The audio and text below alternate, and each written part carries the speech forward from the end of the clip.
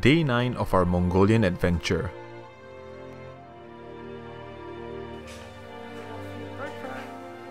Today we're heading over to the Gobi. It's gonna be fun.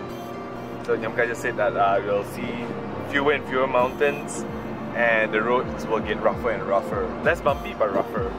Although we were heading into the Gobi, the first thing we noticed was the abundant greenery despite being within the desert region. This was due to an unnaturally rainy month in the Gobi right before we arrived. After more than 6 hours of travelling, we arrived at the ONGI monastery ruins. Founded in the 17th century, it was destroyed during the Communist Revolution of the 1930s. Today, only a small temple is still in operation. After exploring the ruins, we walked to our nearby gear camp, the secret of ONGI, next to the ONGI river. It was without a doubt the most luxurious camp we would stay at during our entire trip. Alright, this is our gear. Whoa! What is that? That's like some super fashionable Mongolian lady. It's a mirror! She's so excited. You hardly see mirrors again. It's 5:50 now. Dinner is at 7:30, so we have quite a lot of time to chill compared to our other nights where we are always rushing to have dinner. Alright, see you guys in a bit. Okay. Hello. Here's where we're eating on this elevated platform. Check out our fancy ass meal. Hi Nyamka. And where's Hugi? Hugi there. Hi Hugi. Cheers. Dream Mongolia, our tour agency, provided the wine, and I can't recall if I ever finished it.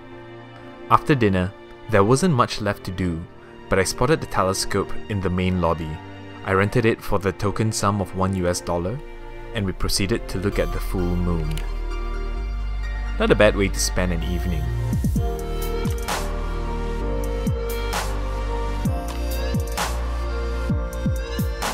Good morning, Z. Hi, Lian. Morning.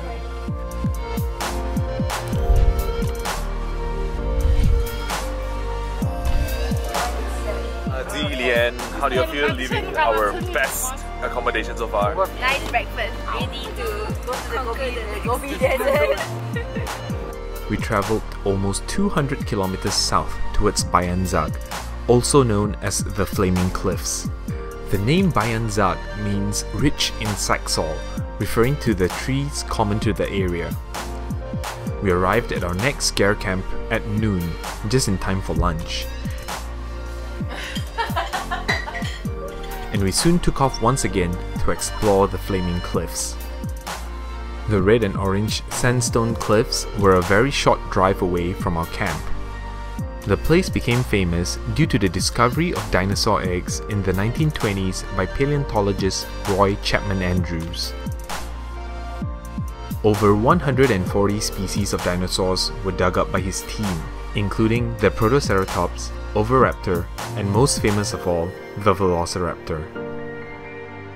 Today, it appears that travelers come here not just to appreciate the grandeur of this geological wonder, but to also seek peace and inspiration.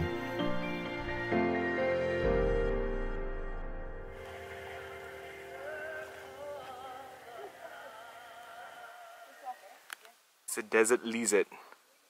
Desert lizard. Hello from the Saxaul Forest. There are lots of mosquitoes here. We're doing mosquito dance. Mosquito dance. I'm serious, there's never a lot of mosquitoes. Shake the booty! Now your turn, Lian.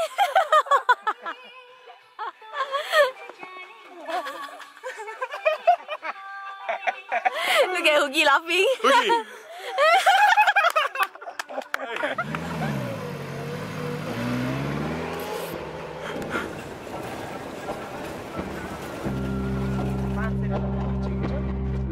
The next morning, we travelled deeper into the Gobi, passing by large fields of wild onion with remarkable pink and purple flowers, with a very recognizable spicy odor permeating the air. We also chanced upon a herd of camels, which smelled just like the wild onions, except maybe 5 times stronger.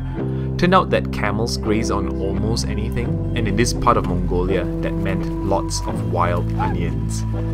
We also learned that among all Mongolian livestock, camels were the cheapest by weight and had the least desirable meat. We checked into our gear camp for lunch and some ice cream, then made our way towards the Khongoryn Els sand dunes, also known as the Singing Sands. And as part of the Gobi experience, we rode camels. We discovered that camels were much bumpier to ride than horses, and also that they had no concept of personal space.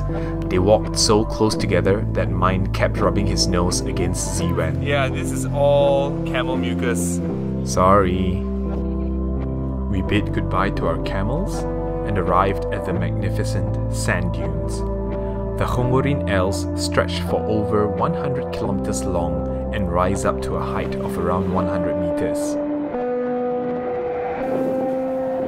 Eventually, we had to take off our shoes, and it came to the point where we were taking 2 steps forward but sliding 1 step back in the sand.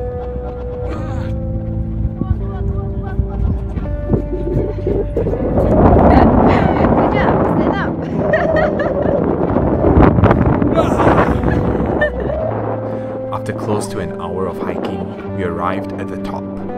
It was breathtaking. A spectacular strip of sand cutting right across the Gobi, surrounded by greenery with mountains in the far distance. Many tourists rented sleds for an exciting yet dangerous ride. As for us, we spent some time goofing around before heading back down the dunes. It took us only 10 minutes this time. Our guide and driver then brought us to somewhere more secluded, away from the touristing crowds, where we could truly stand in awe of the vastness of the Gobi Desert.